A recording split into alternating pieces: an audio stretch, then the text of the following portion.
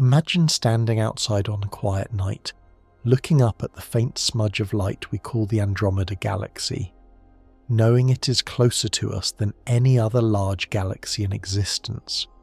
It feels distant, yes, but reachable. After all, we have crossed oceans, reached the moon, sent machines beyond our solar system.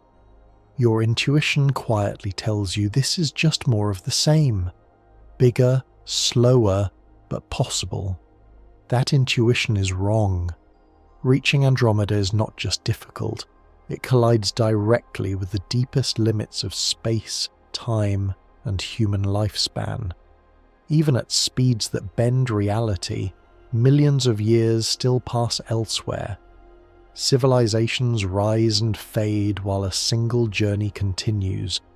If exploring the deepest boundaries of space and the quiet truths they reveal fascinates you, a like or subscribe truly helps this reach other curious minds. Now, take a moment to get yourself comfortable and let us begin. You already understand distance well, but only because everything you have ever measured fits comfortably inside a single, fragile corner of the cosmos. Think about the last time you walked across a room. You knew, without calculating, how long it would take. 30 seconds, perhaps. Maybe 15 if you hurried. Your body has measured thousands of rooms, and distance at that scale lives inside your bones. You do not think about it, you simply know. Now expand that knowledge. The drive to work, the flight across a continent, the route you have travelled so many times that the distance itself becomes a kind of time. 2 hours to the coast, 40 minutes across the city, 6 hours to cross an ocean if the winds cooperate. Distance at human scales is always translatable. It becomes duration, it becomes effort, it becomes familiar. This translation is so automatic that you rarely notice you're doing it. When someone says a destination is 300 miles away, your mind does not picture 300 individual miles laid end to end. Instead, you picture the journey. 5 hours of driving, perhaps, a tank of gas, a rest stop somewhere in the middle. The distance collapses into the shape of your experience. This works beautifully as long as you stay on Earth. Consider the International Space Station, orbiting 254 miles above your head.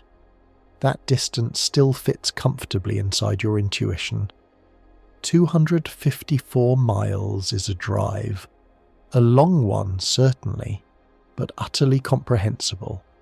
If you could drive your car straight up, which of course you cannot because there is no road and eventually no air, you would arrive in about 4 hours assuming highway speeds and no traffic.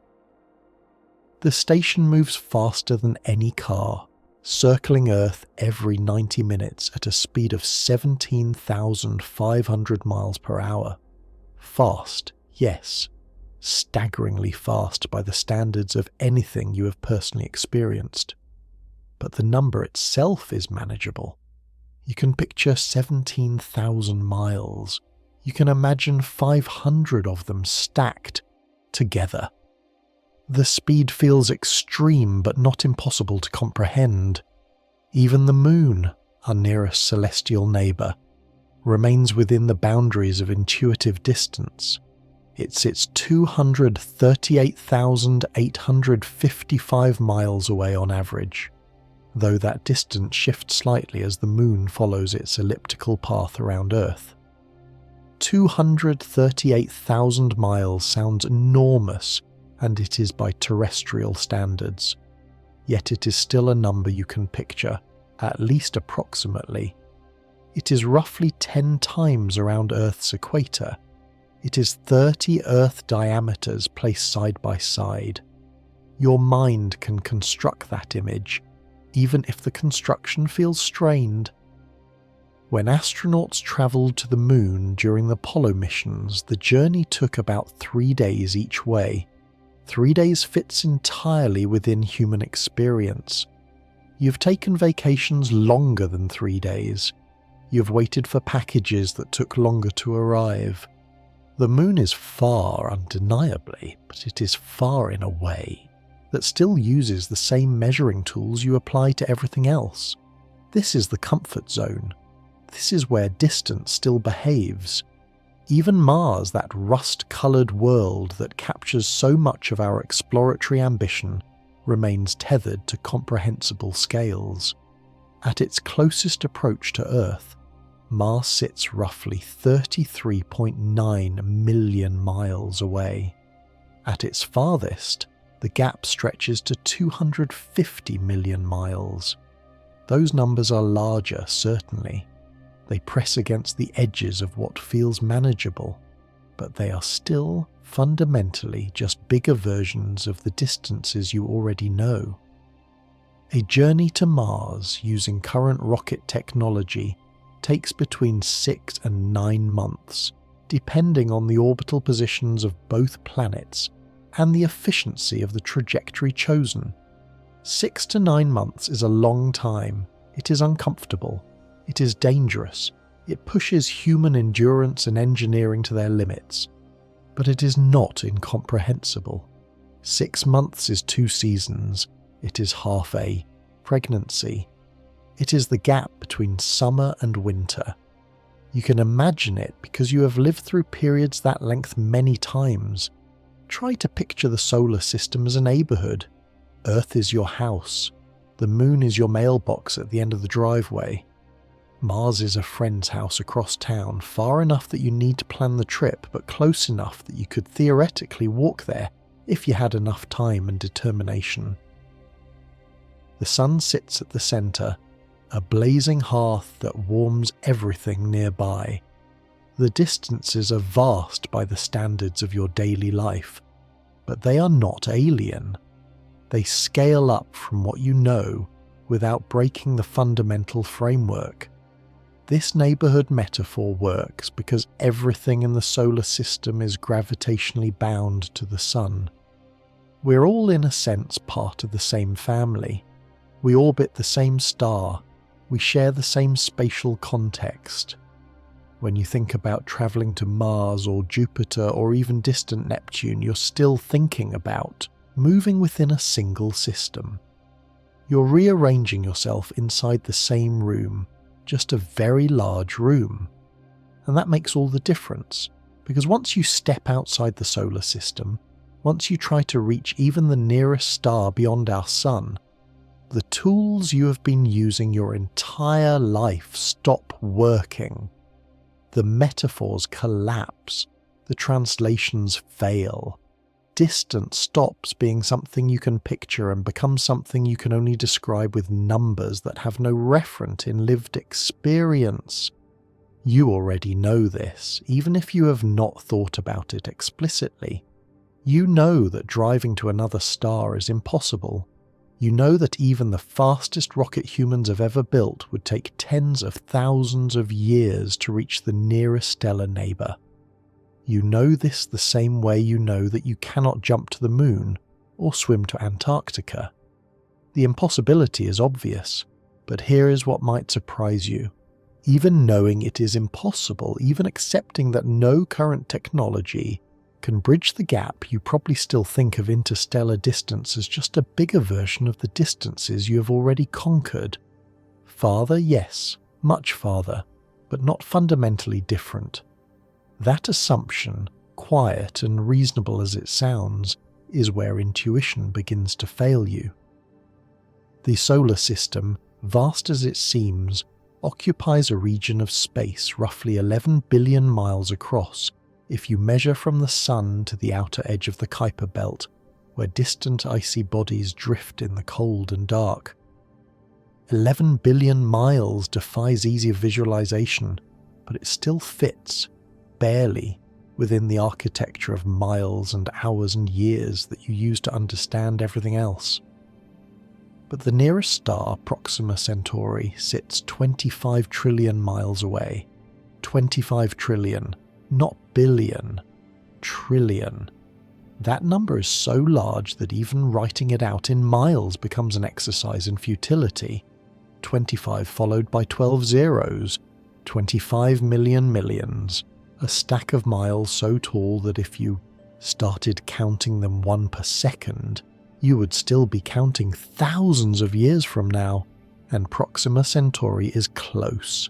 Cosmically speaking, it is right next door, a neighbour, practically within arm's reach by the standards of the galaxy. This is the moment where distance stops being about travel and starts being about something else entirely. Something that requires new language, new tools, and ultimately new ways of thinking about space itself. You have spent your entire life building an intuition for distance based on experience. Every step you have taken, every drive you have completed, every flight you have boarded has reinforced a simple model. Distance equals time. Time equals effort. Effort equals possibility. That model works for Earth. It works for the solar system. It even works, stretched to the very edge of its usefulness, for imagining journeys within our planetary neighbourhood. But it does not work for stars, and it especially does not work for galaxies. The gap between what you know and what lies beyond is not a matter of degree. It is not simply a question of building a faster ship or waiting a little longer. It is a gap of kind, a boundary where the rules themselves change, where distance transforms from something experiential into something purely mathematical, where the familiar melts into the incomprehensible.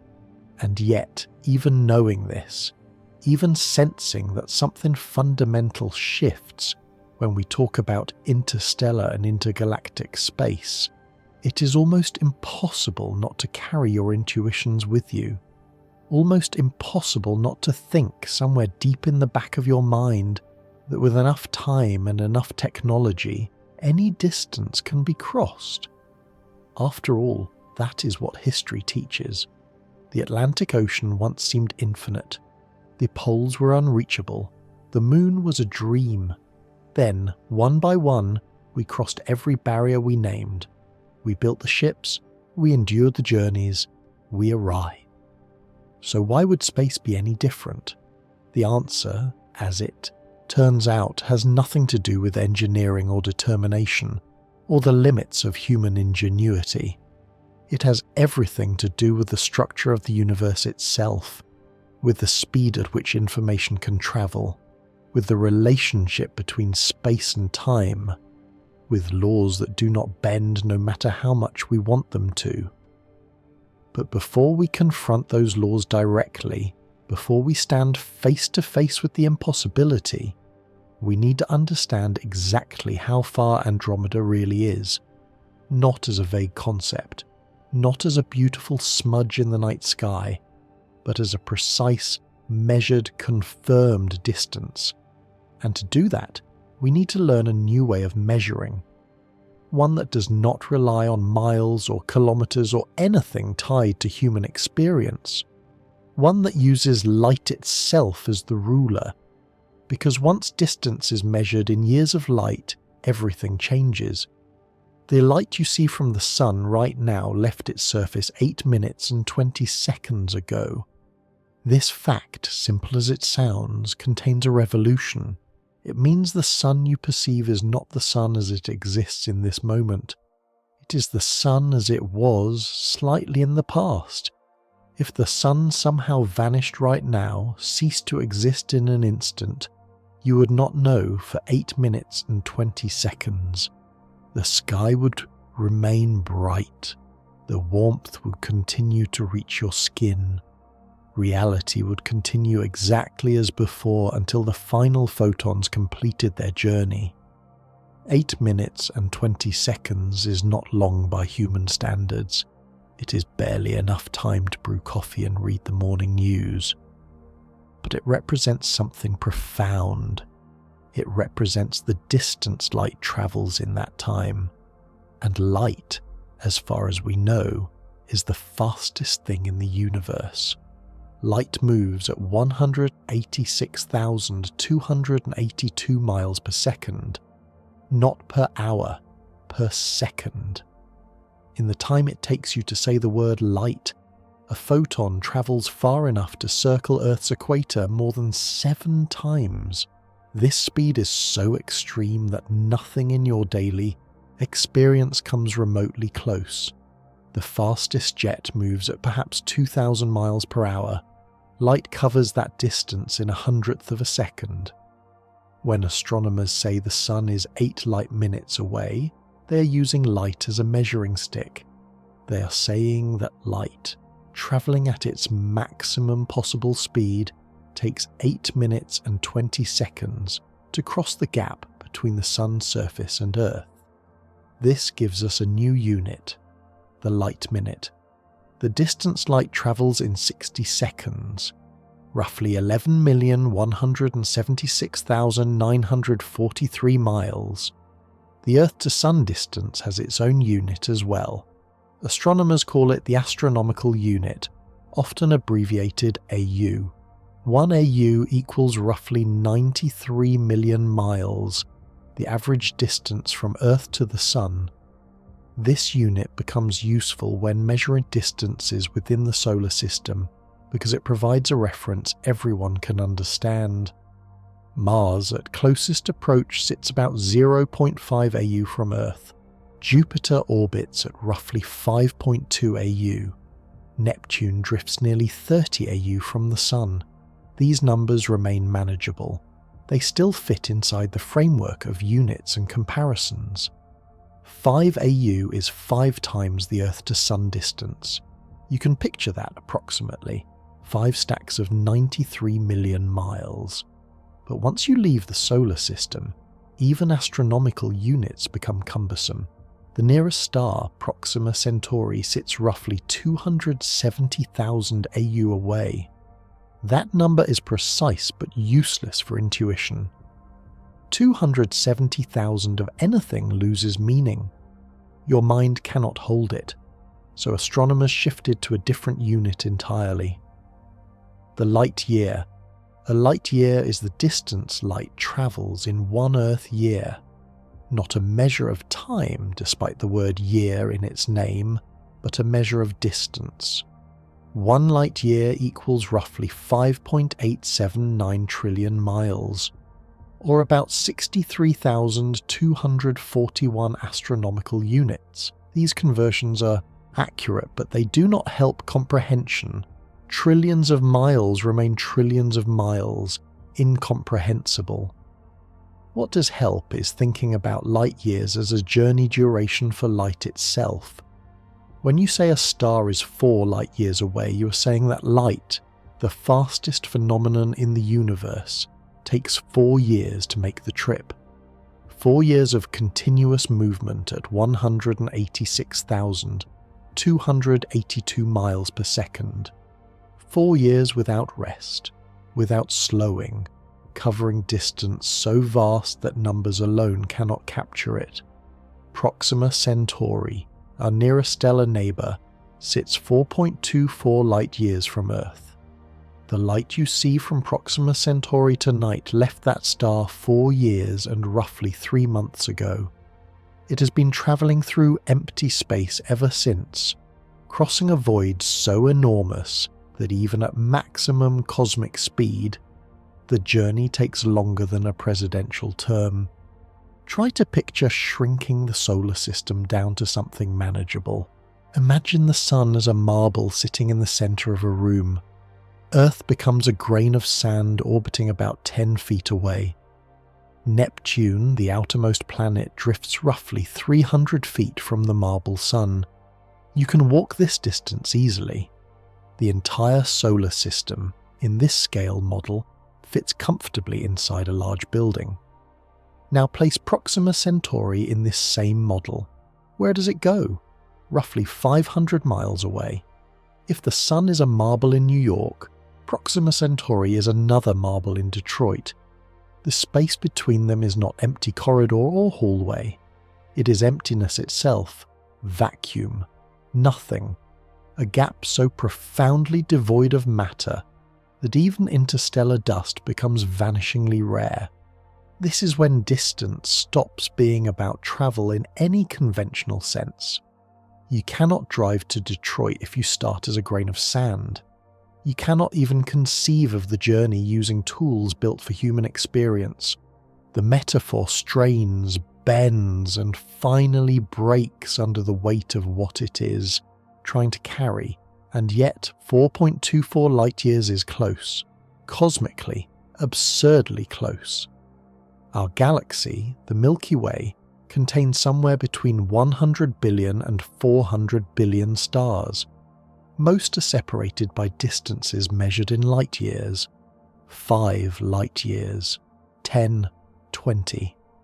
Some clusters pack stars more densely, but even there, the gaps between stellar surfaces span trillions of miles. The Milky Way itself stretches roughly 100,000 light-years from edge to edge. Light travelling at maximum speed takes 100,000 years to cross our galaxy. 100,000 years ago, humans were barely beginning to leave Africa. We were not yet farmers. We had not invented writing or cities or mathematics. We were small bands of hunter-gatherers learning to control fire and craft tools from stone. That entire span of human development, from then until now, is the time light needs to cross our home galaxy. And Andromeda, the nearest large galaxy to our own, sits 2.5 million light-years away. 2.5 million years, not 2.5 million miles, not 2.5 million kilometers, 2.5 million years for light to complete the journey. When you look at Andromeda tonight, if the sky is dark enough and you know where to point your eyes, you're seeing light that left that galaxy 2.5 million years ago. You are seeing Andromeda as it was when the first members of the genus Homo walked the Earth. Before language, before art, before we became remotely recognizable as modern humans. The light has been travelling through empty space ever since, crossing a void incomprehensibly larger than the already incomprehensible gap between stars. 2.5 million years of continuous motion at the fastest speed the universe allows. Let that settle for a moment. Do not try to picture 2.5 million years of travel. You cannot. The number is too large. It exceeds the capacity of human imagination to construct meaningful images. Instead, just let the number exist. 2.5 million light-years. A measurement that uses the fastest thing in existence moving for longer than our entire species has existed, and that measurement describes only the starting point of understanding how far Andromeda actually is. Here is where the first major conceptual shift happens. Distance at these scales stops being something you cross and starts being something that defined what is possible to know. The light reaching your eyes from Andromeda carries information about that galaxy, but only about its past. You cannot see Andromeda as it exists right now. That information has not arrived yet. It is still in transit, still crossing the 2.5 million light-year gap. If Andromeda suddenly vanished at this very moment, you would not know for 2.5 million years. The galaxy would continue to shine in your sky every night, utterly unchanged because you would still be seeing photons that left long before the catastrophe occurred. Reality itself at cosmic distances becomes layered. The present exists somewhere out there, but it is forever hidden behind the speed limit of information. This creates a strange kind of isolation. Not just physical isolation, though that is absolute, but temporal isolation. You're surrounded by a universe you can see but cannot know in its current state. Every star, every galaxy, every distant structure exists in your perception only as it was, sometimes billions of years in the past. Andromeda is moving toward us, drawn by mutual gravitational attraction. In roughly 4 billion years, the two galaxies will collide and eventually merge into a single larger galaxy. Astronomers know this because they can measure Andromeda's motion through space, can calculate trajectories, can model the encounter using physics that has been tested and confirmed countless times. But the collision is not a collision in the way you normally think of the word. Galaxies are mostly empty space. Stars are so far apart that even when two galaxies interpenetrate, direct stellar collisions are extraordinarily rare. Instead, gravity reshapes everything. Orbits become chaotic. Star formation ignites in vast waves as gas clouds compress. The galaxies dance around each other, shredding and reforming, until finally settling into a new configuration. 4 billion years from now, long after our sun has begun dying, long after Earth, if it still exists, has become uninhabitable. The collision will be spectacular and utterly irrelevant to anything human. And yet, knowing it will happen, being able to predict it, represents a kind of power. We can measure distances we can never cross. We can know futures we will never see. We can understand with extraordinary precision the motion of objects separated from us by voids that light itself takes millions of years to traverse. That understanding came slowly, built piece by piece over centuries of careful observation and brilliant inference. Humans once believed the stars were lights attached to a celestial sphere, all equidistant from Earth, all moving in perfect circles.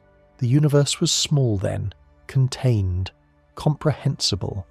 Then the sphere cracked, and distance became real. The story of how we discovered the true scale of the cosmos, how we went from believing the Milky Way was everything to knowing it is one galaxy among hundreds of billions, is a story of persistence and error, of assumptions challenged and measurements refined. It is a deeply human story, filled with people who spent entire careers staring at tiny points of light, searching for patterns that would unlock secrets hidden in the vastness. That story begins with a simple question. If the stars are truly distant suns, how far away must they be? And how could we possibly measure such distances when every star appears only as a single point of light, so small and distant that no telescope yet built can reveal a stellar surface the way we see the suns? The answer required invention, new techniques, new mathematics, and above all, a willingness to trust that nature, however strange, remains consistent, that the same physical laws operating on Earth apply to the farthest reaches of space. That light itself, studied carefully enough, carries within it the information needed to measure the unmeasurable. There is something profoundly humbling about realizing that your entire understanding of reality can be wrong, not through stupidity or carelessness, but through the simple fact that you lacked the tools to see farther. For most of human history, the universe was small, not because people were foolish, but because the evidence available to them suggested a small universe. The stars appeared fixed on a celestial sphere. They rose and set in predictable patterns. They neither grew nor shrank. They revealed nothing about their true nature or distance. Even the most careful observer, using nothing but naked eyes, would reasonably conclude that the cosmos extended perhaps a few thousand times farther than the moon, and no more. This was not ignorance. It was a rational conclusion drawn from limited data. The first crack in this small universe appeared when astronomers began to suspect that stars might be distant suns. If true, their faintness resulted not from weakness but from separation. A candle across a field looks dimmer than a candle in your hand, not because it burns less brightly, but because distance dilutes its light. The same principle might apply to stars. They could be intrinsically luminous, as bright as or brighter than our own sun, rendered faint only by the vast spaces between us. But suspecting distance and measuring distance are entirely different endeavours. You cannot simply look at a star and determine how far away it sits. The star provides no scale reference.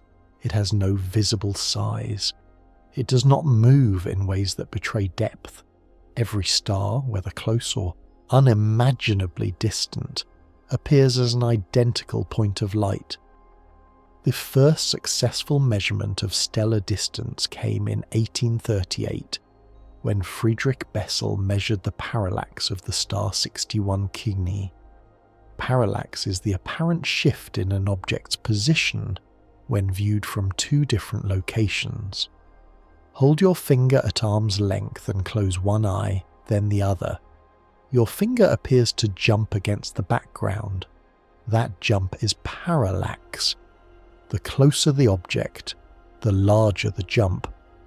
Bessel observed 61 Cygni from opposite sides of Earth's orbit around the Sun 6 months apart. This gave him two viewing positions separated by roughly 186 million miles, twice the Earth to Sun distance. From those positions, 61 Cygni shifted by an extraordinarily tiny angle, roughly 6/10 of an arcsecond. An arcsecond is 1/3600th of a degree. 6/10 of that is almost incomprehensibly small, but it was measurable, and from that measurement Bessel calculated distance. 61 Cygni sat roughly 11 light-years away. 11 years for light to cross the gap. The universe had just become far larger than anyone had imagined. Other measurements followed. Closer stars showed larger parallax shifts. More distant stars showed smaller ones or none at all, their distances exceeding the precision of available instruments.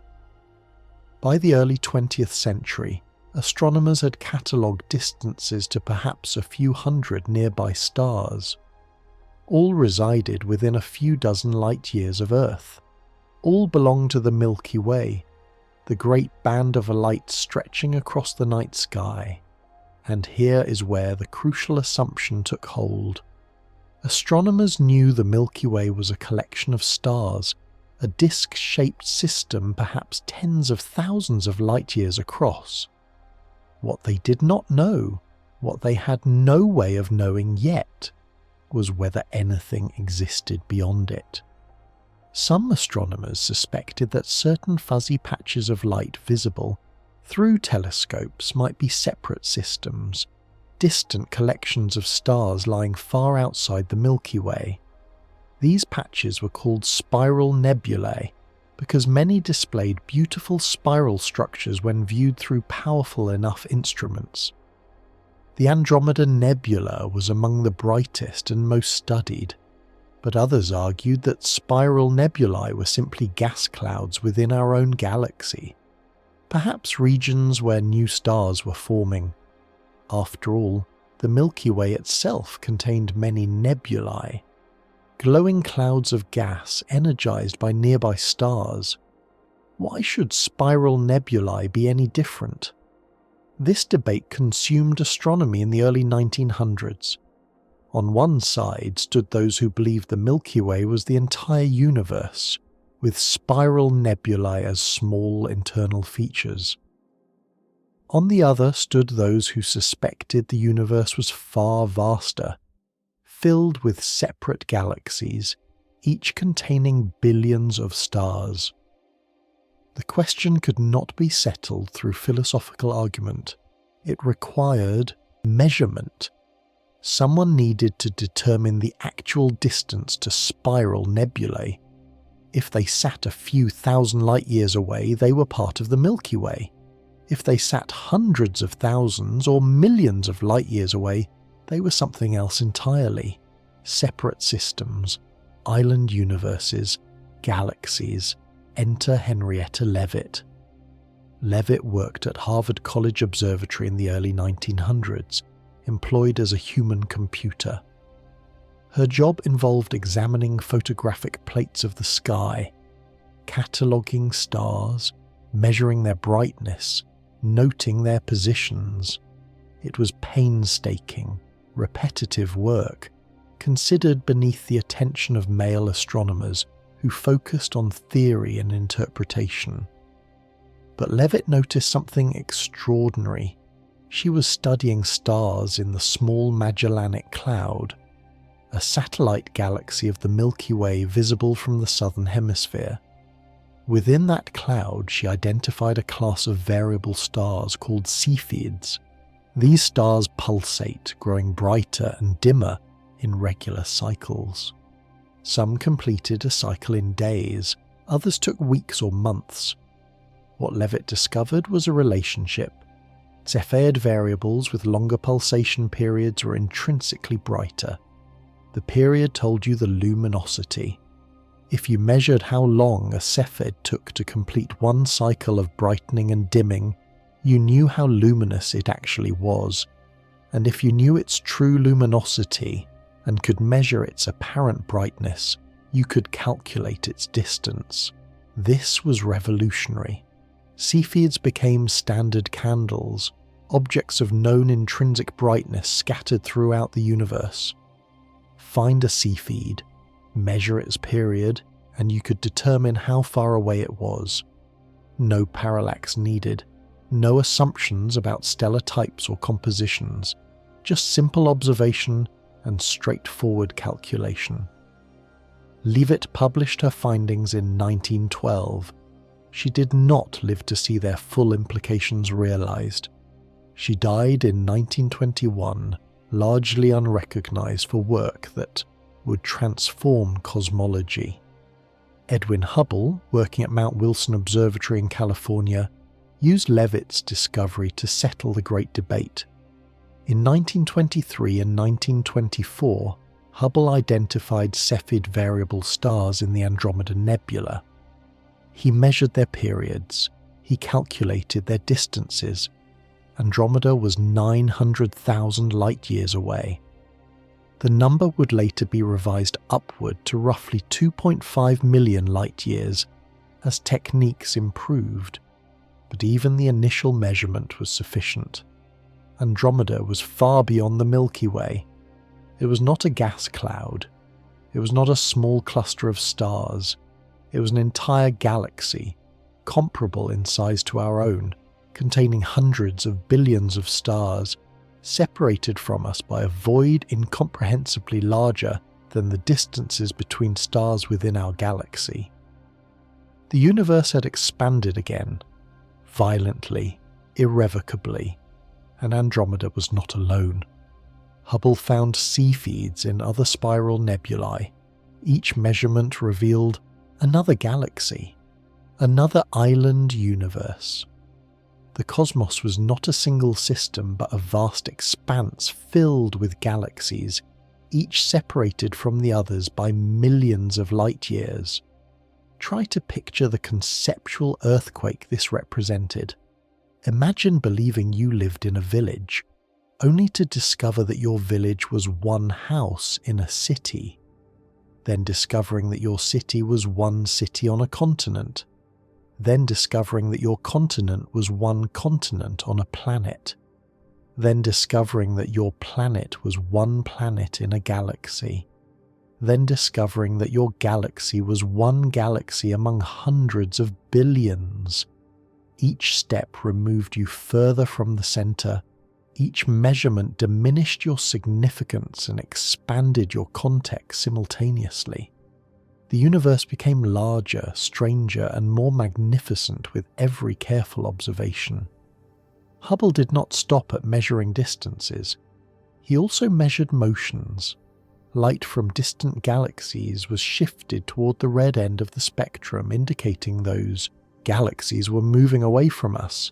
Moreover, the farther the galaxy, the faster it receded. This relationship, now called Hubble's law, revealed something astonishing. The universe itself was expanding, space was stretching, carrying galaxies apart. This expansion meant the universe had a history. If galaxies are moving apart now, they were closer together in the past. Trace that motion backward far enough, and you reach a moment when everything was compressed into an infinitesimally small point, a beginning, what we now call the Big Bang. But that story, profound as it is, lies beyond our current focus. What matters here is the distance to Andromeda and how we know it with such confidence. The answer is cumulative science, one discovery unlocking another, Bessel measuring stellar parallax, Leavitt discovering the period luminosity relationship of Cepheids, Hubble applying that relationship to distant galaxies, each step building on prior work, refining measurements, checking results, through independent methods. By the mid-20th century, astronomers had catalogued thousands of galaxies. They had measured distances using multiple techniques.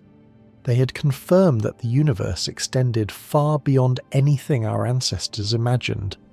The Milky Way, vast as it is, became a single ordinary galaxy in a cosmos containing hundreds of billions of similar systems.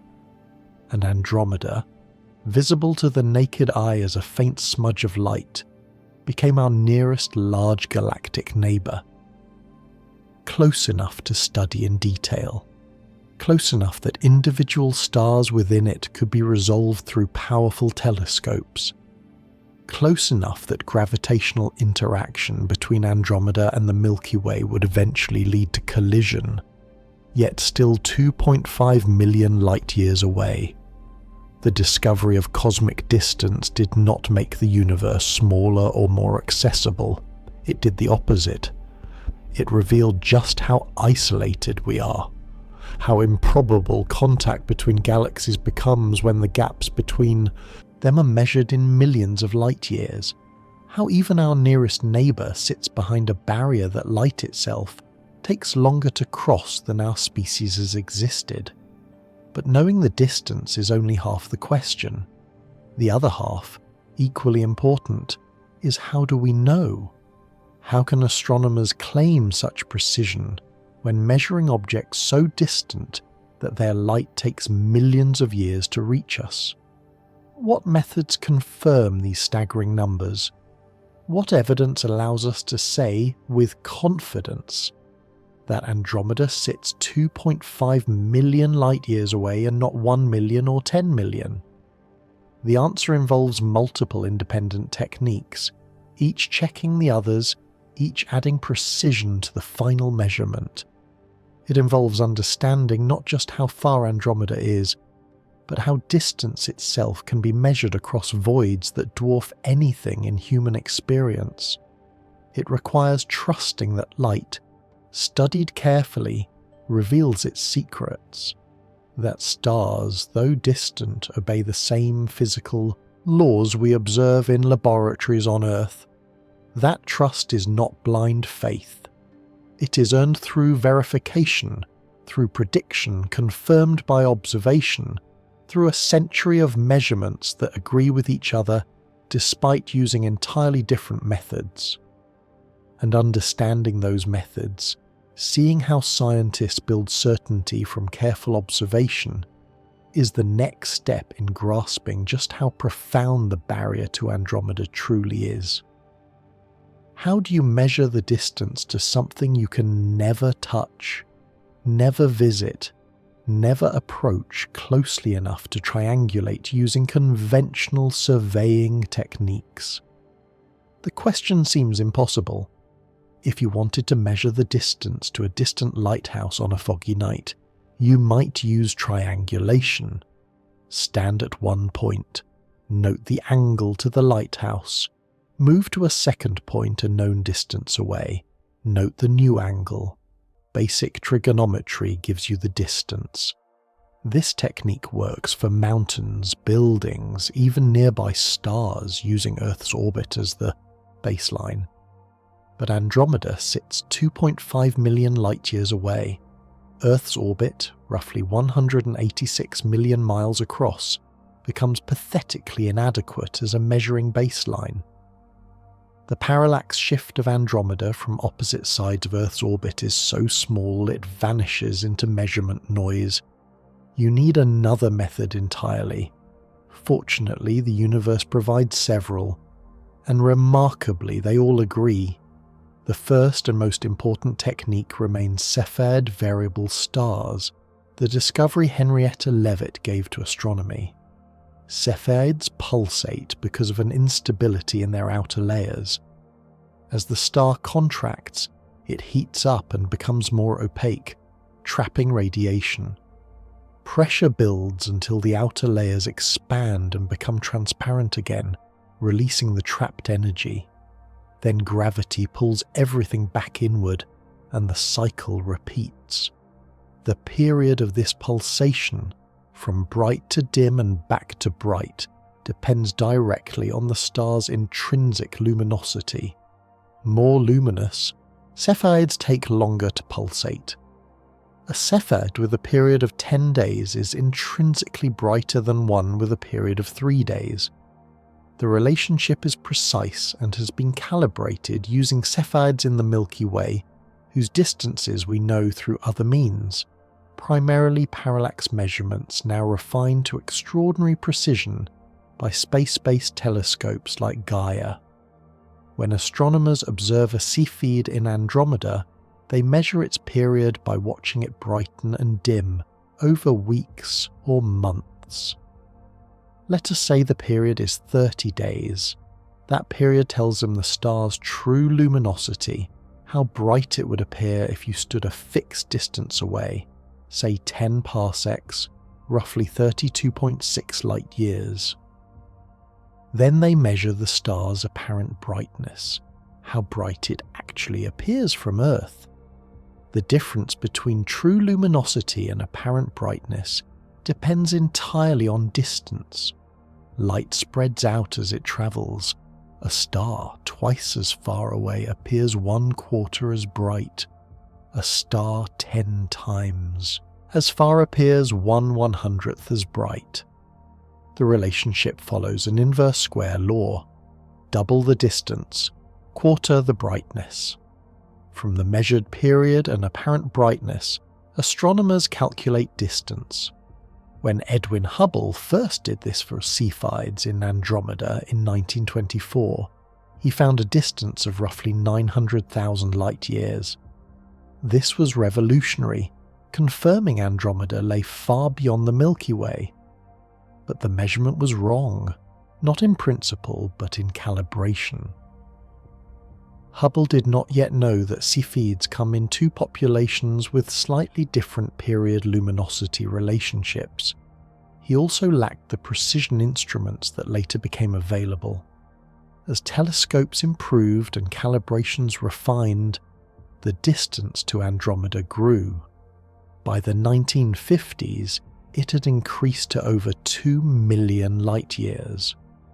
Modern measurements using the Hubble Space Telescope and other instruments place Andromeda at 2.54 million light-years, with an uncertainty of only a few percent. That uncertainty, small as it sounds, represents roughly 100,000 light-years. Even our best measurements carry error bars larger than the entire diameter of the Milky Way. But given the immensity of the distance being measured, a few percent precision is extraordinary. Cepheids are not the only standard candles astronomers use. Another crucial tool is the Type Ia supernova. These stellar explosions occur when a white dwarf star, the dense remnant of a sun-like star, accumulates matter from a companion until it reaches a critical mass of roughly 1.4 times the Sun's mass.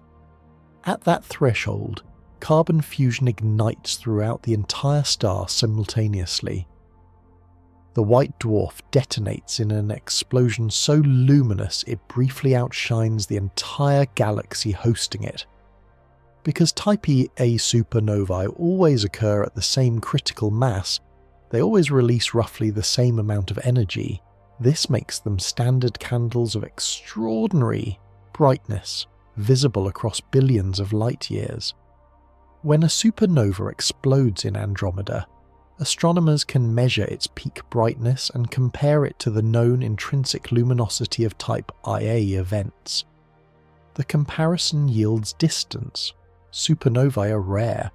You might wait centuries for one to occur in a particular galaxy, but astronomers monitor thousands of galaxies simultaneously, catching supernovae as they happen. Several type Ia supernovae have been observed in Andromeda over the past century. Each measurement confirms the distance derived from Cepheids, 2.5 million light-years, give or take. A third method involves measuring Andromeda's size and brightness, then comparing it to similar galaxies whose distances are known through other means. Spiral galaxies follow certain scaling relationships. Luminosity correlates with rotation speed. Size correlates with stellar mass.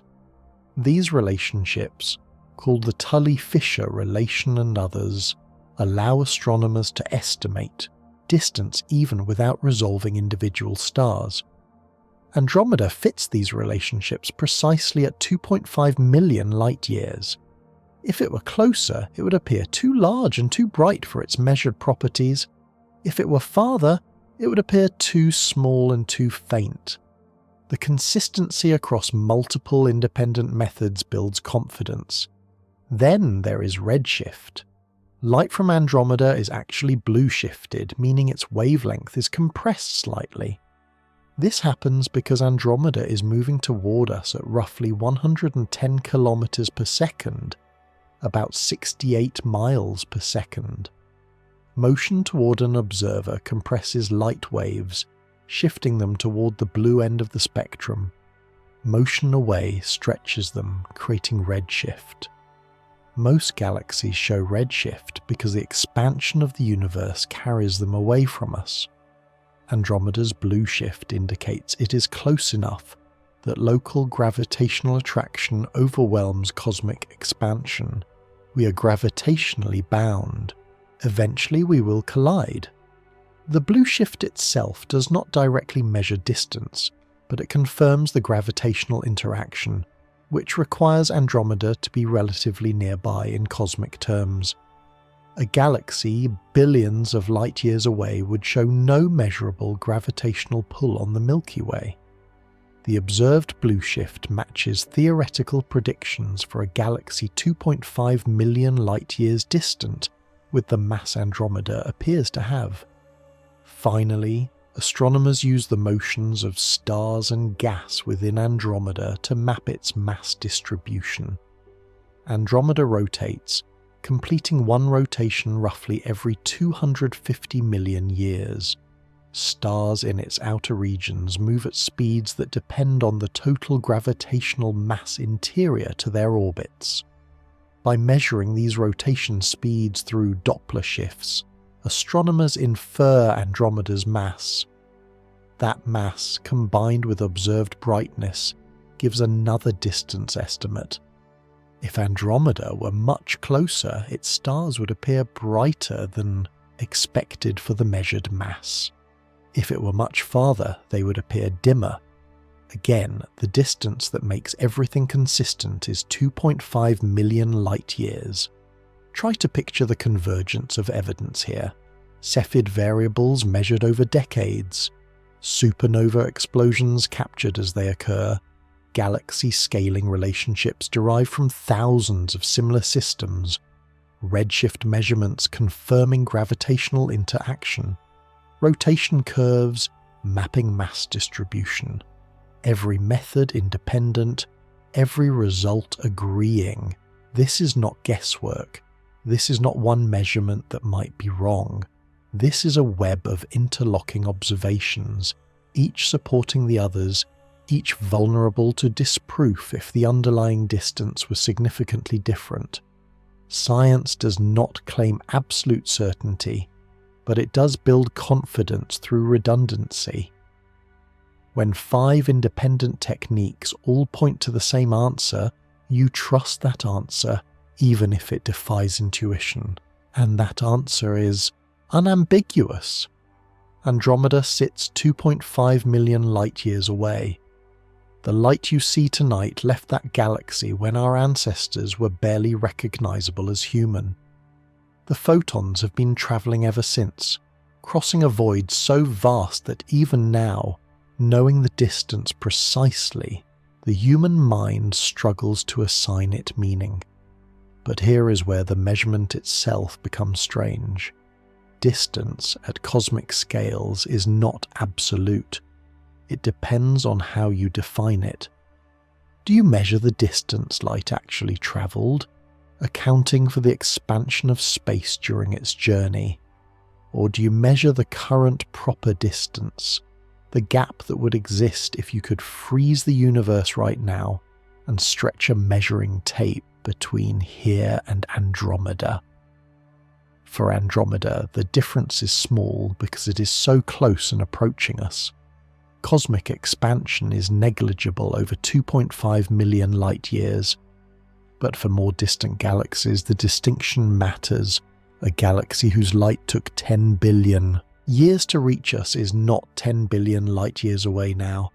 It is much farther because space has been expanding during the entire journey. The photons had to cover more ground than the original separation. This creates a conceptual puzzle. When you say Andromeda is 2.5 million light-years away, you're stating its current distance. But the light you see left when it was slightly closer because it has been approaching during the photon's journey. The distance you measure is not the distance the light travelled. It is the distance that exists now at this moment, even though you cannot see that moment and will not for another 2.5 million years. Distance becomes entangled with time. Separation becomes entangled with history. You cannot point at Andromeda and say it is there with any precision because there is a location that no longer exists by the time you receive information about it. Reality, at cosmic scales, fractures into a series of nested past states, each separated from the present by the speed of light. And here is the deeper implication. If Andromeda is 2.5 million light-years away now, and you decided to travel there, the distance you would actually need to cross is not 2.5 million light-years. It is whatever distance exists between here and Andromeda at the moment you arrive. But Andromeda is approaching at 110 kilometers per second. Over millions of years that motion adds up. By the time a journey launched today arrived, Andromeda would have moved significantly closer. You would cross less than 2.5 million light-years of space, except you cannot travel at the speed of light. Any realistic journey takes far longer. Millions of years, tens of millions. During that time, Andromeda continues approaching. The target moves, the distance changes. The entire framework of how far becomes dynamic, shifting, impossible to pin down precisely. This is not a measurement problem, this is a fundamental feature of reality. Distance in an expanding dynamic universe is not a fixed number. It is a relationship that changes as you observe it, as you move through it, as time passes. The universe refuses to hold still long enough to be measured absolutely, but despite this strangeness, despite the complications introduced by motion and expansion and the finite speed of light, astronomers can still say with confidence that Andromeda sits 2.5 million light-years away. That number is meaningful.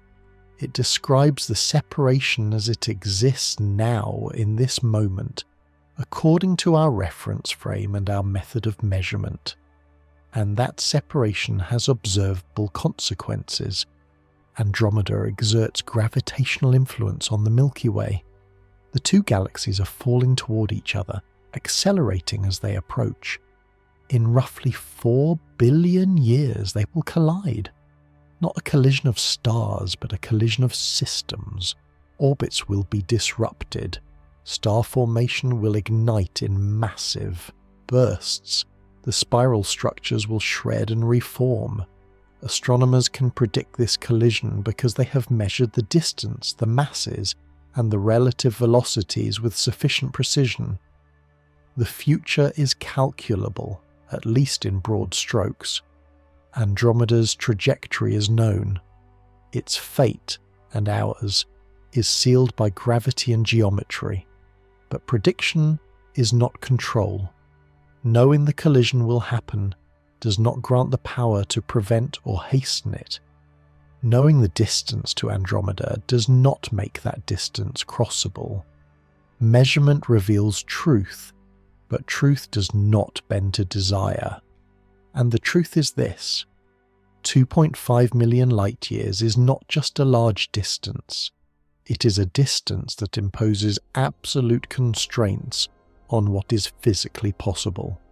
It is a distance that, once you attempt to cross it, reveals limits so profound they redefine the meaning of travel itself. Those limits are not technological. They are not engineering challenges waiting for better rockets or more advanced propulsion. They are limits written into the structure of space-time, limits enforced by the maximum speed at which cause and effect can propagate, limits that do not soften or yield no matter how much you wish them away. And confronting those limits, truly understanding what they mean, requires stepping beyond measurement and calculation into the territory of attempted journeys, into the question of what would actually happen if you tried to reach Andromeda. What would it take? How long would it last? And what would remain when, or if, you arrived? Before we confront the impossibility of reaching Andromeda, before we calculate journey times that exceed the lifespan of civilizations, it is worth pausing to remember something extraordinary. You can see Andromeda tonight, not through a telescope, not through specialized equipment, with your naked eyes, if the sky is dark enough. Step outside on a clear autumn evening in the northern hemisphere. Face northeast.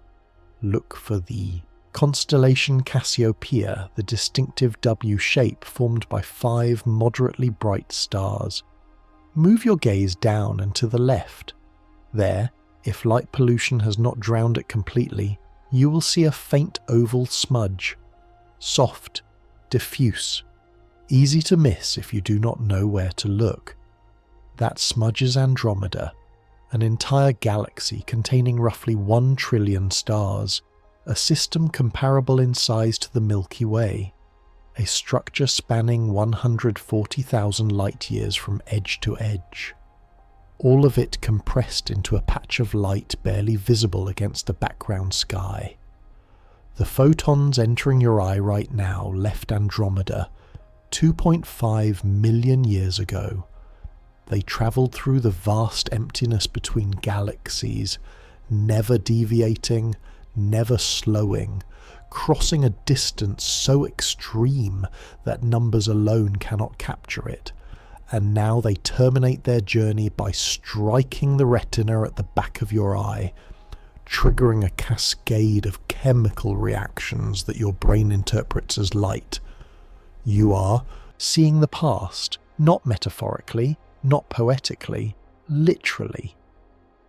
The Andromeda you perceive existed 2.5 million years before this moment. The stars you see are arranged as they were then, not as they are now.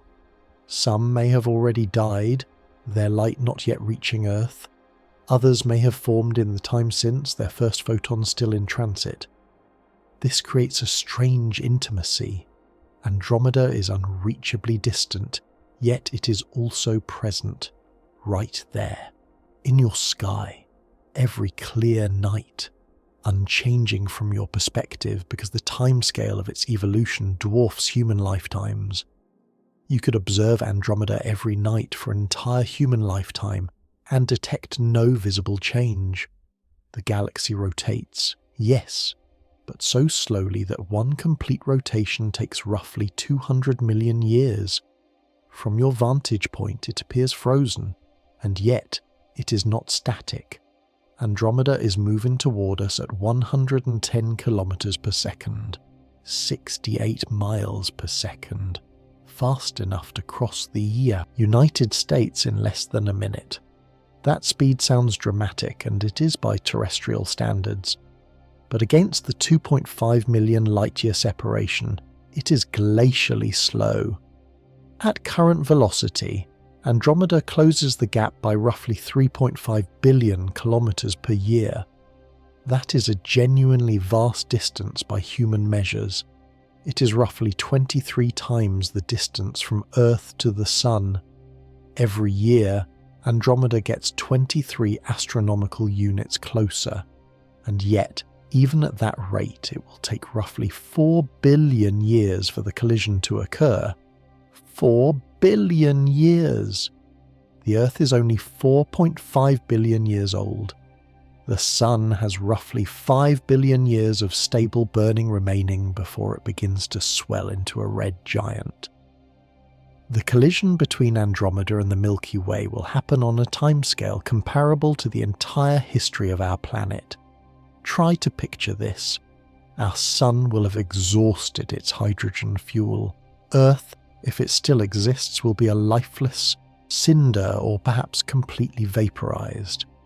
Any descendants of humanity, should they exist, will be unrecognizable, shaped by billions of years of evolution or technological transformation or both. And only then will Andromeda and the Milky Way finally interpenetrate. But even now, even separated by 2.5 million light-years, the two galaxies are already interacting gravitationally. Andromeda pulls on the Milky Way pulls on Andromeda. This mutual attraction has been operating for billions of years, slowly drawing the systems together, accelerating them toward eventual merger. Gravity, unlike light, is not delayed by distance in the way you might expect. According to general relativity, gravitational influence propagates at the speed of light. Changes in mass distribution create ripples in space-time that spread outward at light speed. So in a very real sense, the gravitational pull you experience from Andromeda right now is the pull from Andromeda as it was 2.5 million years ago. But because Andromeda's mass distribution changes extremely slowly, this delay is essentially irrelevant. The galaxy you see and the gravitational field you measure both correspond to the same historical moment. Past and present collapse into a single observable reality. This is what makes Andromeda unique among distant objects. It is not just an abstract data point in a catalogue of galaxies. It is a tangible presence, visible, measurable, gravitationally significant. It affects our galaxy's motion. It will determine our galaxy's future. It is, in a very real sense, our closest cosmic companion, and that closeness makes its inaccessibility all the more striking. You can see Andromeda. You can measure its properties with extraordinary precision. You can predict its trajectory billions of years into the future. You can know with certainty that it contains roughly 1 trillion stars, that it harbours countless planets, that it likely hosts civilizations if life is even remotely common in the universe. But you cannot go there, not now, not ever, not with any technology that obeys the laws of physics as we currently understand them. The galaxy hangs in your sky, tantalizingly visible, utterly unreachable. A destination you can see but never visit. A place that might as well exist in a separate universe for all the possibility you have of crossing the gap. This is not hyperbole. This is sober assessment. The 2.5 million light years separating us from Andromeda is not merely a large distance. It is a barrier enforced by the fundamental structure of reality. A wall built from the maximum speed of causality and the relentless flow of time. Even at the speed of light, the fastest anything in the universe can travel according to relativity, the journey would take 2.5 million years. Not 2.5 million years of subjective time for the traveller, because relativistic effects would alter their experience. But 2.5 million years of external time, 2.5 million years passing on Earth, 2.5 million years of history unfolding, civilizations rising and falling, continents drifting, species evolving and going extinct. You would depart Earth as it is today and arrive at Andromeda in an era so distant that nothing you knew, no one you loved, no trace of your civilization would remain. The very rocks would have weathered into new configurations. The stars in the night sky would have shifted to new positions. Earth itself might be unrecognizable, and that is at light speed. An impossible speed for anything with mass. Photons can travel at light speed because they have no mass, but rockets have mass, spacecraft have mass, human bodies have mass, and according to special relativity, accelerating mass to light speed requires infinite energy. Infinite, not a large amount, not an impractically large amount, infinite, an amount that does not exist, cannot exist, will never exist, regardless of technological advancement, so light speed is not achievable, not now, not ever. It is a hard limit imposed by the structure of space-time itself. You can approach it, you can get arbitrarily close, but you cannot reach it, and you certainly cannot exceed it. Which means any realistic journey to Andromeda would take longer than 2.5 million years. Much longer. How much longer depends on what speed you can actually achieve, and that calculation, when performed honestly, reveals numbers so large they verge on the meaningless. But before we confront those numbers, before we trace the mathematics of impossible journeys, it is worth sitting with the visible reality one more time. Andromeda is in your sky, right now, this moment. 1 trillion stars compressed into a smudge of light, 2.5 million light years away, approaching slowly, gravitationally bound, future collision certain. You can see it, you can measure it, you can understand it, but you cannot touch it, cannot visit it, cannot cross the void separating here from there, and that impossibility, that absolute barrier, is not a failure of human ingenuity. It is a feature of the cosmos, a limit that defines what is real and what is forever beyond reach. Now, the question becomes precise. If you tried anyway, if you built the fastest possible ship and aimed it at Andromeda, how long would the journey actually take? What would happen during those unimaginable spans of time, and what would be left when or if you finally arrived? The answers are not comforting, but they are true, and truth, however uncomfortable, is worth confronting directly. Let us begin with the best possible scenario. Imagine a spacecraft capable of travelling at 99% of the speed of light. Not quite light speed, which is impossible for anything with mass, but close enough that relativistic effects dominate, close enough that time itself begins to behave strangely. At 99% of light speed, you would cross approximately 184,000 miles every single second. The distance from Earth to the Moon covered in less than 2 seconds. The distance from Earth to the Sun covered in roughly 8.5 minutes. Proxima Centauri, our nearest stellar neighbour at 4.24 light years, reached in about 4.5 years of travel time. This speed feels sufficient. It feels like it should conquer any distance given enough time. After all, you are moving at nearly the maximum speed the universe allows. What barrier could possibly remain? Andromeda. At 99% of light speed, the journey to Andromeda would take roughly 2,520,000 years of external time. Not subjective time experienced by the travellers, but time passing in the external universe, time measured by clocks on Earth, time during which history unfolds, stars evolve, galaxies drift through space. 2,520,000 years. Let that number exist for a moment without trying to comprehend it. Do not picture it. You cannot.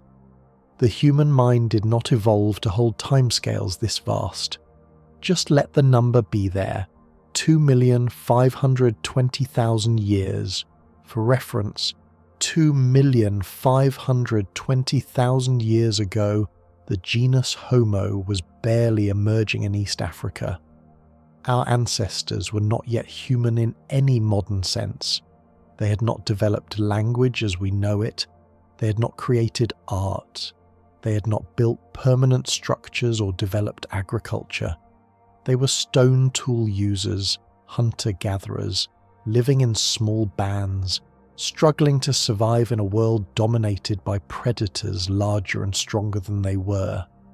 Everything that defines human civilization, everything from the first cities to the invention of writing to the Industrial Revolution to spaceflight itself, all of it has occurred in a span of time roughly 1/500th, as long as a journey to Andromeda at near light speed. Try to picture launching a spacecraft toward Andromeda right now, today, travelling at 99% of light speed.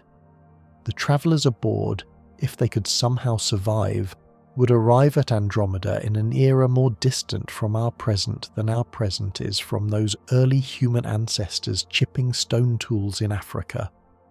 Earth would be utterly transformed. Continental drift would have moved land masses into new configurations. Mountain ranges would have risen and eroded. Ice ages would have come and gone dozens of times. New species would have evolved and gone extinct. And humanity, if it still existed in any form, would be so changed by millions of years of evolution or technological transformation that calling them human would be meaningless. The travellers would return, if they returned at all, to a world that bore no resemblance to the one they left. Every language dead, every nation vanished, every monument weathered to dust, every person they knew, every generation after them, every culture and civilization that arose in the interim, all gone, replaced by something utterly alien. And this is the best case. This is travelling at 99% of light speed, a velocity we have absolutely no idea how to achieve and which may be practically impossible even if theoretically allowed by physics. Consider more realistic speeds. The fastest human-made object ever launched is the Parker Solar Probe, which reaches speeds of roughly 430,000 miles per hour as it falls toward the Sun. That sounds extraordinarily fast. It is fast by any human standard, but it is only 0.064% of light speed. At Parker Solar Probe velocity, the journey to Andromeda would take roughly 39 billion years. 39 billion years. The universe itself is only 13.8 billion years old. You would need to wait nearly 3 times the current age of the universe for the spacecraft to arrive. The Sun would have long since exhausted its fuel, swelled into a red giant, and collapsed into a white dwarf. The Milky Way and Andromeda would have already collided and merged billions of years before arrival. The destination would no longer exist in the form it had when the journey began. Perhaps you imagine some future propulsion technology. Nuclear pulse propulsion, where nuclear bombs detonate behind a massive pusher plate, accelerating the craft forward. Theoretical calculations suggest this might achieve 10% of light speed given enough bombs and enough time to accelerate. At 10% of light speed, the journey takes 25 million years. 25 million years ago, the early ancestors of humans and other great apes were diverging from other primates. Grass was spreading across the world, replacing forests, creating new ecological niches. The world looked nothing like it does today. Every incremental increase in speed helps, but only marginally. 20% of light speed still requires 12.5 million years. 50% requires 5 million years. You have to push very close to light speed into the 90% range and beyond before the travel time drops below 1 million years. And achieving those speeds presents engineering challenges that border on the fantastical. You would need to accelerate gradually to avoid crushing the travelers. Even a constant 1g acceleration, equivalent to Earth's gravity and thus tolerable indefinitely, takes roughly 1 year to reach light speed in terms of the spacecraft's reference frame. But you cannot actually reach light speed. You can only approach it asymptotically, requiring ever-increasing amounts of energy for each incremental gain in velocity. And then there is fuel. To accelerate to 99% of light speed, you need to carry propellant. But propellant has mass, and that mass must also be accelerated. The more propellant you carry, the more mass you have, the more energy you need, the more propellant you must carry. The mathematics spiral into absurdity. The tyranny of the rocket equation crushes practical designs. Even antimatter, the most energy-dense fuel imaginable, converting mass directly into energy with perfect efficiency, runs into fundamental limits. You would need to carry antimatter in quantities comparable to the mass of the spacecraft itself. Storing it without annihilation becomes an engineering nightmare. Containing the energy released during propulsion becomes another. And obtaining antimatter in the first place, given that it must be manufactured particle by particle in accelerators, represents an energy investment that dwarfs any civilization currently imaginable. Perhaps you avoid the fuel problem entirely. Perhaps you use a laser propulsion system, where powerful lasers on Earth push against a lightweight sail attached to the spacecraft. The energy stays home. The craft accelerates without carrying fuel. Breakthrough Starshot, a real proposal under serious consideration, envisions using this method to send tiny probes to Proxima Centauri at 20% of light speed. But scaling this to human-carrying vessels and extending the range to Andromeda introduces problems that may be insurmountable. The laser beam spreads as it travels. Maintaining focus over 2.5 million light-years is impossible. The sail would lose thrust long before leaving the Milky Way. You're back to carrying your own propulsion, back to the rocket equation, back to impossibility.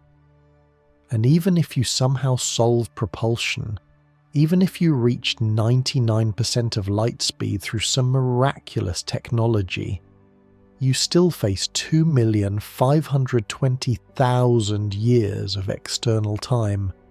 Time enough for everything you know to end. But here is where it gets stranger. Due to relativistic time dilation, the travelers aboard the spacecraft would not experience 2,520,000 years. At 99% of light speed, time slows dramatically for the moving observer. Clocks aboard the ship tick slower than clocks at rest. Subjective time compresses. At 99% of light speed, time dilation factor is roughly 7. For every 7 years passing on Earth, 1 year passes aboard the ship. The 2,520,000 year journey becomes roughly 360,000 years of subjective time for the travellers. 360,000 years is still incomprehensibly long, far longer than anatomically modern humans have existed, but it is shorter than the external time. The travellers age less than the universe ages. This is real. This is confirmed physics. Atomic clocks flown on jets return having measured less elapsed time than identical clocks left on the ground. The effect is tiny at jet speeds but grows enormous as you approach light speed. Push even closer. At 99.9% of light speed, time dilation factor increases to roughly 22. The journey shrinks to about 115,000 years of subjective time, still impossibly long but approaching the span of human existence on Earth. At 99.99% of light speed, time dilation reaches roughly 70.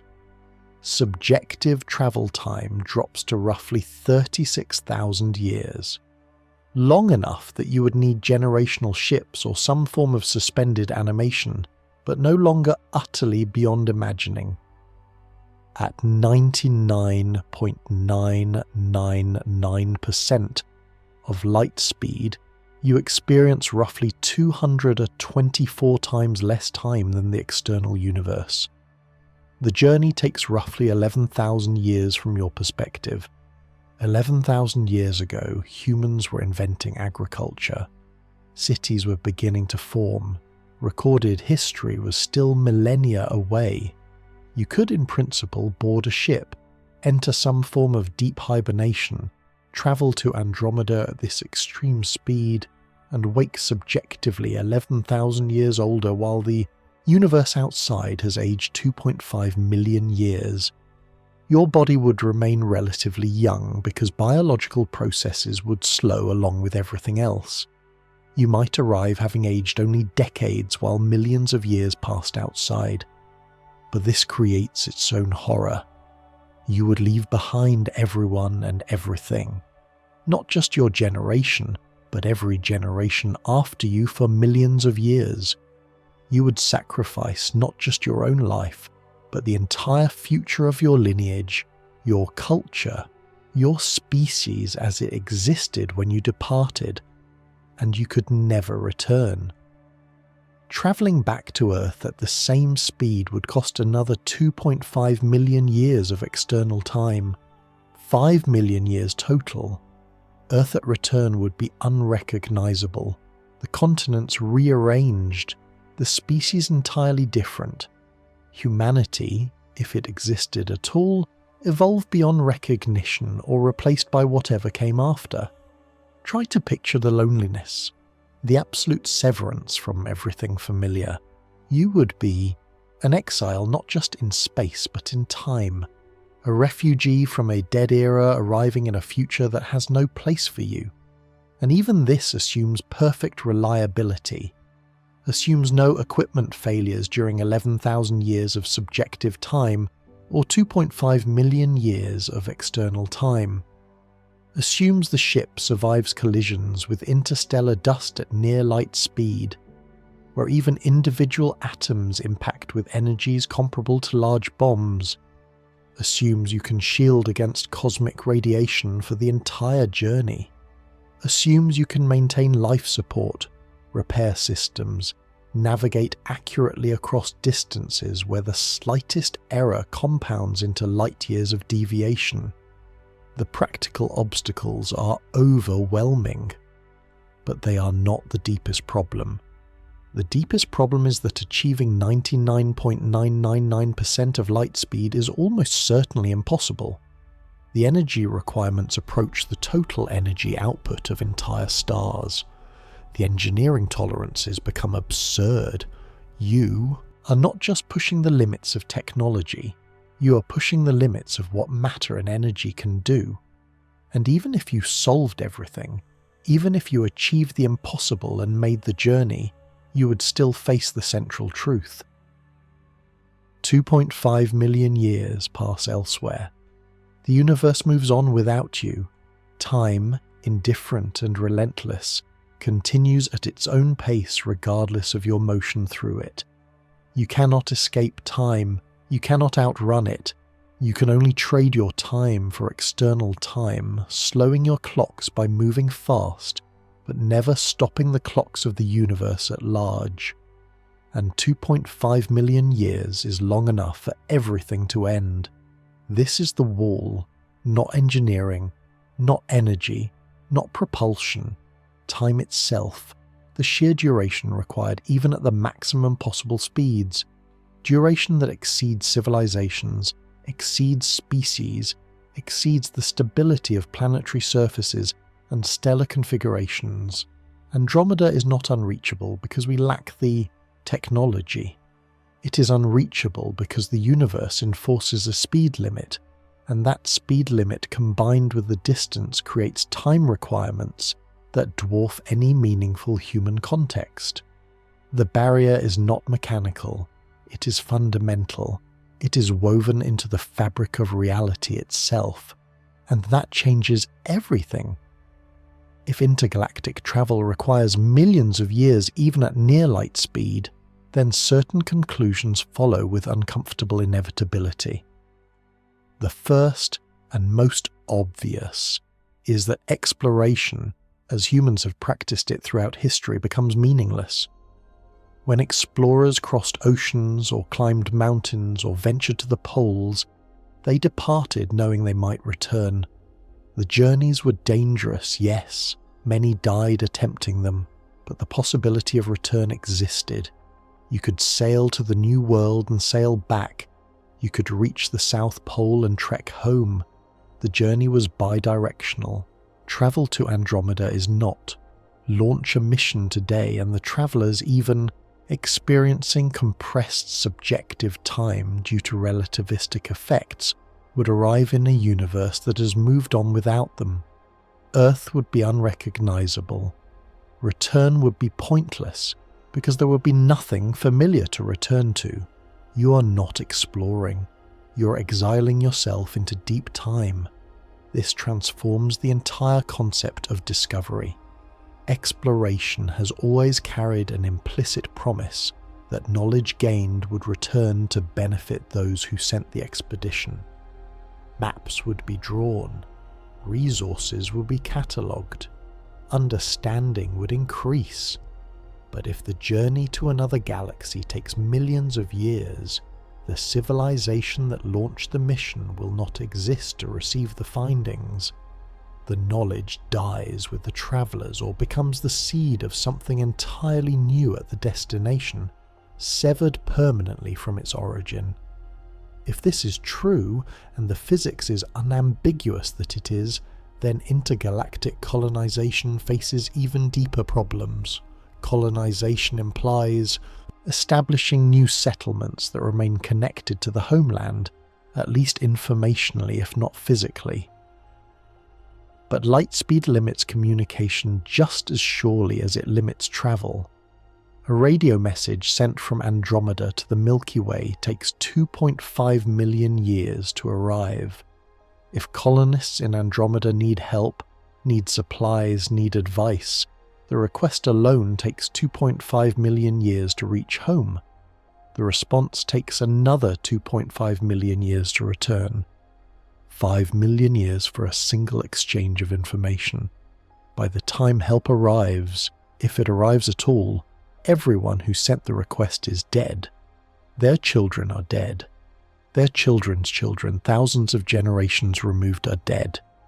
You cannot maintain a civilization across that kind of communication delay. You cannot coordinate, you cannot trade, you cannot share culture or knowledge in any meaningful way. The colonies would be independent from the moment of arrival, not by choice but by necessity. They would evolve separately, diverge completely, become as alien to their origin civilization as any separately evolved species. And this assumes colonies survive at all. Establishing a self-sufficient settlement on another world is already extraordinarily difficult within our own solar system. Mars presents challenges that may take centuries to solve. Now imagine arriving at another galaxy with no possibility of resupply, no possibility of retreat, no possibility of assistance. Every tool must work, every system must be redundant, every contingency must be anticipated. A single critical failure means extinction. The risks compound across millions of years of travel. Equipment degrades, cosmic radiation damages DNA, social structures strain under the weight of generational isolation. By the time you arrive, if you arrive, you may no longer possess the capability to establish a colony, even if the destination is hospitable. Physicists have grappled with these implications for decades. The consensus is not encouraging. Carl Sagan, writing about interstellar travel, noted that while travel to nearby stars might be possible given sufficient technological development, travel between galaxies represents a qualitatively different challenge. The timescales involved exceed the stability of civilizations, perhaps exceed the lifespan of technological species entirely. Frank Drake, who formulated the famous equation estimating the number of communicating civilizations in our galaxy, was even more direct. He argued that the speed of light does not just limit travel, it enforces cosmic isolation. Civilizations separated by millions of light years can never meet, never communicate in real time, never exchange anything more than the faintest whisper of their existence, travelling at the maximum speed causality allows. Some physicists have explored theoretical loopholes. What if space-time itself could be manipulated? What if you could contract space in front of your ship and expand it? Behind, creating a bubble that moves faster than light without violating relativity, because you are not moving through space but moving space itself. This is the Alcubierre warp drive, named after physicist Miguel Alcubierre, who published the concept in 1994. The mathematics work in the sense that the equations of general relativity permit such a space-time configuration. You could, in principle, travel from the Milky Way to Andromeda in arbitrarily short time, from the perspective of both the travellers and external observers. But the requirements are staggering. You would need exotic matter with negative energy density, something that may not exist and almost certainly cannot be produced in macroscopic quantities. The total energy required might exceed the mass energy of entire galaxies, and even if you solve those problems, quantum effects likely render the warp bubble unstable. Hawking radiation would accumulate at the bubble boundary, potentially destroying the ship or preventing the bubble from forming in the first place. Wormholes offer another theoretical possibility. If space-time can be folded such that distant points touch, you might step through a tunnel connecting Andromeda to the Milky Way, crossing 2.5 million light-years in a single step. Again, general relativity permits such structures mathematically, and again, the practical obstacles are overwhelming. Wormholes, if they exist naturally, are probably microscopic and extraordinarily unstable. Keeping one open long enough to traverse would require exotic matter to counteract the gravitational tendency to collapse. Creating one from scratch would require energies and technologies beyond anything currently imaginable, and even if you succeeded, causality violations become possible. Wormholes could allow time travel, creating paradoxes that physics may simply forbid through mechanisms we do not yet understand. These are not engineering problems, these are fundamental questions about whether the universe allows certain phenomena to exist at all. The difference between building a better rocket and building a warp drive is not a difference of degree, it is a difference of kind. One requires better technology, The other requires rewriting the laws of physics, or discovering that nature permits pathways we have not yet detected. Most physicists regard warp drives and traversable wormholes as almost certainly impossible, not because we lack the technology, but because the universe likely does not permit them. The speed of light appears to be a hard limit enforced not by engineering constraints, but by the causal structure of reality itself. You can move through space at up to light speed, you can curve space with gravity, but you cannot, it seems, simply bypass the distance. And if that is true, if the speed of light really is inviolable, then we live in a universe that enforces isolation. Galaxies are islands, separated not just by distance, but by time, by durations so vast that they exceed the persistence of anything recognizably continuous, by barriers that even imagination struggles to overcome. This is not a temporary limitation waiting for future discovery to lift. This is the structure of the cosmos revealing itself. The universe is vast, far vaster than early astronomers imagined, but that vastness comes with a price. Access is denied, not to everything, but to almost everything. The reachable universe is small, the observable universe is large, and the gulf between the two is enforced by physics. We're living at a unique moment in history, the moment when these limits are first being fully understood. For most of human existence, distance was something to be conquered. Every barrier fell eventually: the ocean, the air, the vacuum of space. We reached the moon. We sent probes to the outer planets and beyond.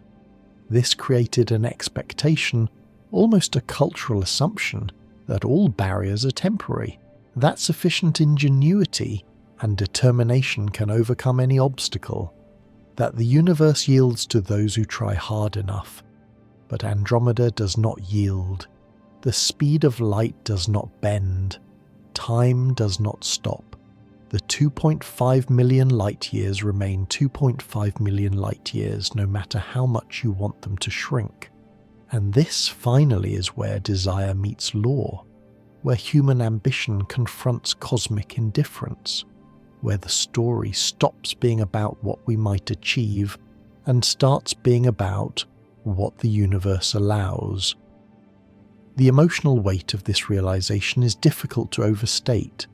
It means accepting that some questions will never be answered, some destinations will never be reached, some mysteries will remain mysteries not because we lack curiosity, but because the cosmos enforces limits on what can be known, what can be experienced, what can be achieved within the boundaries of a single continuous civilization. It means recognizing that the universe is not built for us. It does not care about our desires. It does not adjust its laws to accommodate our ambitions. It simply is, vast and strange and indifferent, operating according to principles that were set long before anything resembling life or consciousness emerged. And yet, paradoxically, this limitation is also a kind of gift, because if everywhere were reachable, nowhere would be precious. If every galaxy were accessible, our own would lose its significance.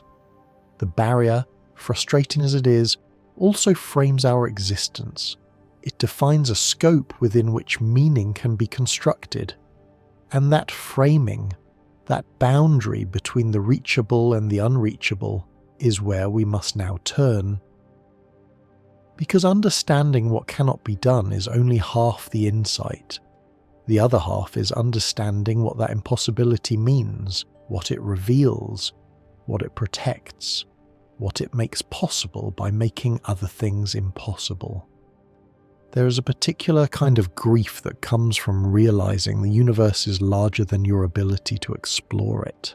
Not larger in a vague, abstract sense, but larger in a precise, mathematical, utterly final sense. larger in a way that no amount of technological advancement will ever overcome. You stand under the night sky. You see Andromeda, faint but visible, a smudge of light containing 1 trillion stars. You know it is there, you know its properties, you know its distance, and you know, with absolute certainty, that you will never go there, that no one you know will ever go there, that no one remotely like you, no civilization descended from yours, will ever bridge that gap within any time frame that preserves continuity. This feels like loss, like being shown something beautiful and then told you can only look, never touch, never approach, never truly know beyond what light alone can reveal across millions of years of travel. But grief is not the only possible response, and perhaps not the most accurate one. Consider what the barrier actually protects. If intergalactic travel were easy, if you could step from the Milky Way to Andromeda as casually as crossing a street, what would be preserved? What intimacy would remain between a civilization and its home when homes became interchangeable and infinitely abundant? The Milky Way contains somewhere between 100 billion and 400 billion stars, most likely harbour planets. Many of those planets likely reside in habitable zones where liquid water can exist. If even a tiny fraction support life, and an even tinier fraction support intelligent life, our galaxy alone could contain thousands or millions of civilizations, but we're separated, not by choice, by physics. The distances between stars, while incomparably smaller than distances between galaxies, still enforce isolation. Light from Proxima Centauri takes 4.24 years to reach us. A civilization there, if one existed, could not have a conversation with us. They could send a message. We could receive it 4 years later. We could respond. They could receive our response 4 years after that. 8 years for a single exchange. This is not conversation. This is correspondence stretched across time, letters written to recipients who have changed by the time the words arrive. And Proxima Centauri is close. Most stars in the galaxy are hundreds or thousands of light years away. The communication delays become lifetimes. Civilizations could rise and fall between message and reply. And yet, this isolation is not emptiness. It is spaciousness. It is the distance required for separate developments, separate solutions, separate ways of being intelligent and alive. If every civilization could interact in real time, blending together into a single homogeneous culture, what diversity would be lost? The barriers the universe imposes are not walls of a prison. They are the boundaries of gardens. Each civilization, each world, each pocket of consciousness gets space to grow without being overwhelmed or homogenized or outcompeted by something larger elsewhere. The speed of light limit ensures that small, young, fragile cultures have time to develop before encountering something vastly more advanced. And for us right now, the isolation means something even more immediate. It means our galaxy is our home in a way that is not diluted by easy access to alternatives. The Milky Way is not one option among many. It is the only option, the only structure we can meaningfully interact with on timescales shorter than the age of civilizations. This forces a kind of intimacy. Earth is not just a planet.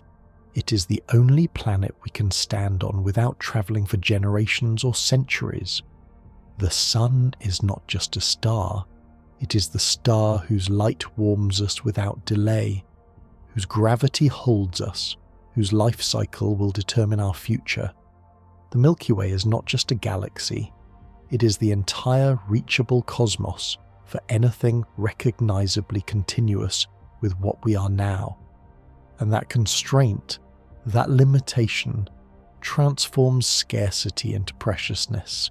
If you had infinite Earths, infinite suns, infinite galaxies within easy reach, would you care for any single one the way you might care for the only one accessible to you? The environmental movement on Earth draws much of its moral force from the recognition that we have only this one planet. Damage it, and there is nowhere else to go. The same principle applies cosmically. We have this one galaxy. Poison it with waste or weapons or carelessness, and there is no backup, no escape, no second chance on a timescale that matters to anything we recognize as us. The barrier to Andromeda is also a mirror. It reflects us back to ourselves. It says, this is your scope, this is your domain. Not as a limit imposed by failure, but as a frame imposed by reality. And within that frame, what will you do? How will you act knowing that this galaxy, these stars, these worlds are the only ones available? Rarity, when recognized, breeds responsibility. You do not casually destroy something irreplaceable. You do not squander resources that cannot be replenished from elsewhere. The cosmic isolation we experience is also a form of protection. It protects our galaxy from us by ensuring we cannot flee the consequences of our actions. It protects us from external threats by ensuring nothing can reach us faster than light allows, giving us time to prepare, time to grow, time to become something capable of surviving. And there is beauty in the limitation itself. The fact that we can know about Andromeda, can measure it, can understand its properties and predict its future, even though we can never visit it. Knowledge does not require presence. Understanding does not require touch. We have learned to study the cosmos at a distance, to extract meaning from photons, to build models that describe galaxies we will never see up close.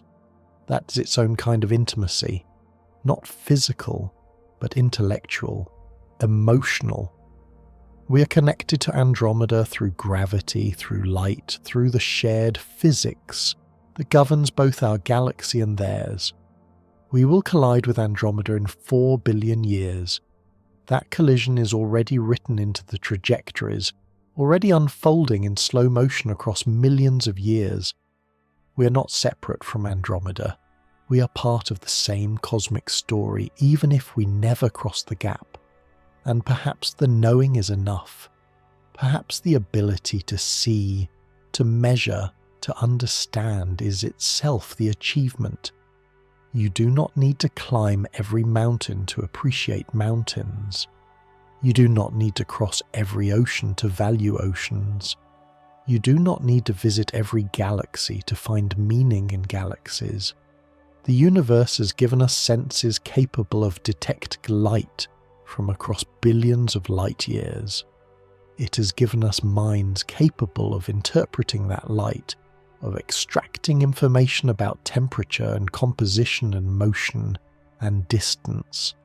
It has given us mathematics powerful enough to model the behavior of structures we can never touch. And it has given us enough time, enough stability, enough safety to develop those capabilities before any external force could interfere. That is not nothing. That is extraordinary. The fact that we exist at all, in a universe this vast and this indifferent, is improbable to the point of miraculous. The fact that we have achieved understanding, have built telescopes and satellites and theories that let us see across cosmic distances, is even more so. We are small, unimaginably small against the scale of galaxies and the voids between them. Our entire planet is a speck. Our solar system is a grain. Our galaxy, vast as it seems to us, is one ordinary spiral among hundreds of billions. But smallness is not the same as insignificance. A candle is small compared to a star, but in the darkness the candle is what matters. Consciousness is rare, perhaps vanishingly so. Intelligence capable of understanding the cosmos is rarer still, and we have it, here, now, briefly, against all odds. The barriers that keep us from Andromeda also keep us here, in this moment, forced to reckon with what we have rather than fantasizing about what we might acquire elsewhere. And what we have is this: one galaxy, billions of stars, countless worlds, mysteries enough to occupy every curious mind for millennia. The universe is not withholding from us. It is offering us everything within reach and asking us to recognize that everything within reach is more than enough. And recognizing that, accepting it, finding peace in it rather than frustration, is perhaps the final step in understanding what the distance to Andromeda actually means. There is something profoundly humbling about realizing that the universe does not yield simply because we want it to. For most of human history, our ambitions were bounded by Earth. The highest mountain, the deepest ocean, the most distant continent. These were our frontiers, and one by one we crossed them. We learned that determination combined with ingenuity could overcome almost any terrestrial barrier. Distance became something to conquer. Obstacles became challenges waiting for solutions. Then we left Earth. We reached the moon in a single decade of focused effort. We sent machines to every planet in the solar system. We landed rovers on Mars and flew a helicopter in its thin atmosphere. We placed telescopes in orbit that can see galaxies forming near the edge of the observable universe. Each achievement reinforced the lesson that limits are temporary, that what seems impossible today becomes routine tomorrow. And then we looked at Andromeda, 2.5 million light-years away, visible, measurable, understandable, but unreachable in any time frame that preserves continuity between departure and arrival. Unreachable not because we lack the technology, though we do, but because the universe imposes a speed limit, and that limit, combined with the distance, creates time requirements that exceed everything we are. This is not a problem waiting for a solution. This is reality announcing its terms, and the terms are non-negotiable. There is grief in that recognition. Grief for the civilizations we will never meet. Grief for the worlds we will never walk. Grief for the knowledge we will never acquire firsthand. Andromeda contains 1 trillion stars. How many harbour planets? How many of those planets support life? How many civilizations have risen and fallen in that galaxy while we evolved from stone tool users to spacefaring beings? We will never know. The answers exist, but they are sealed behind a barrier of time and distance that we cannot cross. But alongside grief lives something else, something quieter but more enduring. Acceptance. Not the resigned acceptance of defeat, but the peaceful acceptance of scope. The recognition that having limits does not diminish what lies within those limits, that being unable to reach everywhere does not devalue being able to reach somewhere. Our galaxy, the Milky Way, contains between 100 billion and 400 billion stars. We have studied perhaps a few million in any detail. We have sent spacecraft to orbit exactly 0 stars beyond our own. The nearest, Proxima Centauri, sits 4.24 light-years away. A voyage there, using technology we might develop within a few centuries, could take decades or generations. Difficult, yes, perhaps prohibitively so. But not impossible in the way Andromeda is impossible. Within our galaxy lie billions of worlds we could potentially visit given enough time and resources. Planets orbiting stars close enough that travel times remain within human lifespans or, at most, a few generations. We have not exhausted our own galactic neighbourhood. We have barely begun to explore it, and that exploration, bounded as it is by the structure of the Milky Way, represents a frontier vast enough to occupy our species for millions of years. The isolation imposed by intergalactic distance, the barrier that keeps us from Andromeda, also defines what home means. Home is not just Earth, home is this galaxy. This collection of stars gravitationally bound together, sharing a common origin, evolving together across billions of years. We belong to the Milky Way in a way we could never belong to Andromeda, because we are made of material forged in these stars, scattered by these supernovae, collected into this planetary system orbiting this particular sun. And there is strange comfort in that belonging. Andromeda will collide with the Milky Way in 4 billion years. The two galaxies will merge, creating something new. By then, our sun will have exhausted its hydrogen fuel. Earth, if it still exists, will be uninhabitable. Any descendants of humanity will have long since moved elsewhere or transformed into something we would not recognize, and the merger, spectacular as it will be, will unfold without us.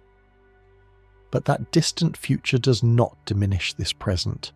Right now, tonight, you can stand under a dark sky and see Andromeda with your naked eyes.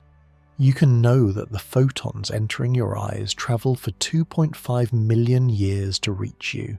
You can understand the distance, the impossibility, the isolation. And you can still find it beautiful. Beauty does not require possession. Understanding does not require proximity. The universe offers us the gift of knowledge, the ability to comprehend structures and processes and timescales far beyond our direct experience. We can know about galaxies we will never visit. We can model stars we will never approach. We can predict collisions that will occur billions of years after our species has either vanished or become something unrecognizable. That knowledge is not a consolation prize for being unable to travel. It is the achievement itself. The universe is not obligated to be comprehensible. The laws of physics could have been different, structured in ways that prevented intelligence from arising or blocked understanding even if intelligence emerged. But instead, the cosmos operates according to rules we can discover, test, and apply. Gravity follows equations we can write. Light behaves consistently. Stars evolve predictably.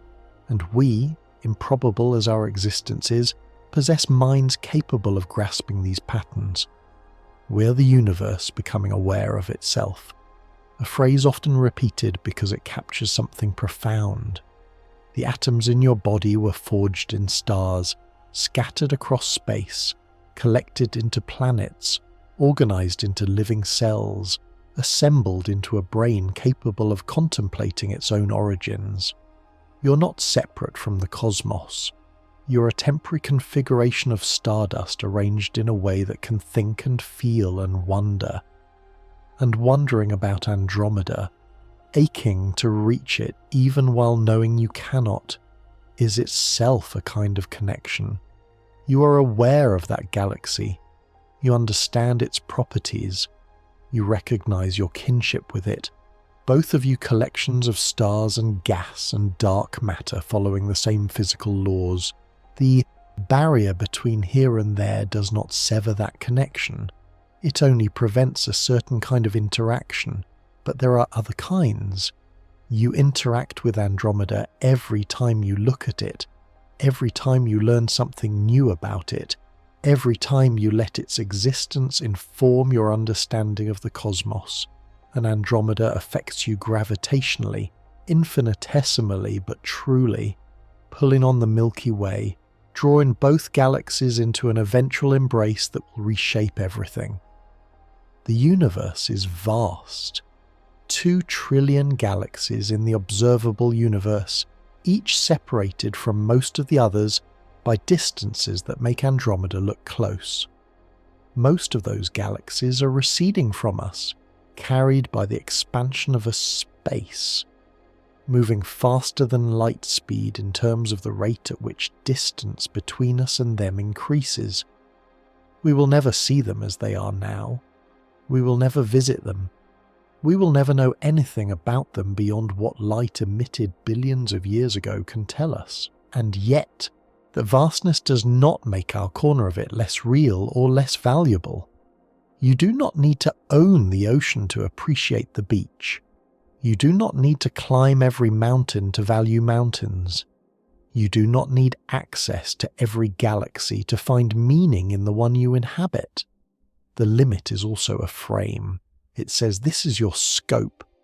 Within this scope, what will you build? How will you act? What will you discover?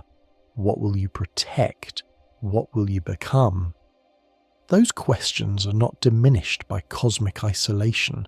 If anything, they become sharper, more urgent, more meaningful, because the answers matter here, in this galaxy, among these stars, on this planet that is the only one we can currently reach, and the mysteries remain. Even within the Milky Way, even within our own solar system, we have barely scratched the surface of what there is to know. We do not fully understand how life began. We do not know whether it exists elsewhere, even in our immediate cosmic neighbourhood. We have not mapped all the planets, have not studied all the moons, have not catalogued all the asteroids. We have theories about dark matter and dark energy, but no direct detection of either. We have equations describing the universe, but no ultimate explanation for why those equations and not others. Ignorance is not a flaw to be ashamed of. It is an invitation. There is so much left to discover, so much left to understand, and the fact that some questions will remain forever unanswered does not devalue the ones we can address. The universe does not owe us complete knowledge. The portion we can access, the fraction we can comprehend, is already far more than we had any right to expect. So here is the peace, not in conquest, not in overcoming, not in refusing to accept limits, but in recognizing that the limits define a space large enough to contain wonder, mystery, discovery, and meaning for as long as our species or anything descended from it exists. Andromeda will continue to glow in the night sky, 2.5 million light-years away, approaching slowly, unreachable, knowable, beautiful. And that is enough. You do not need to go everywhere to have gone somewhere. You do not need to know everything to know something profound. You do not need to escape cosmic isolation to find connection and purpose within it. The universe is vast and quietly indifferent, yet here we are, able to understand a piece of it. That is enough. Let your breathing settle. Let the weight of these distances and timescales rest gently in your mind without demanding resolution. The stars will continue their ancient dance whether you watch them or not. Andromeda will continue its long approach whether you think about it or sleep. The cosmos asks nothing of you except perhaps to notice it, to wonder about it, to recognize your brief place within it. And that is all. You have journeyed through distance and time, through measurements and limits, through desire and acceptance. You have stood face to face with the vastness and found that smallness need not be suffered. It can simply be. Sleep well under the stars.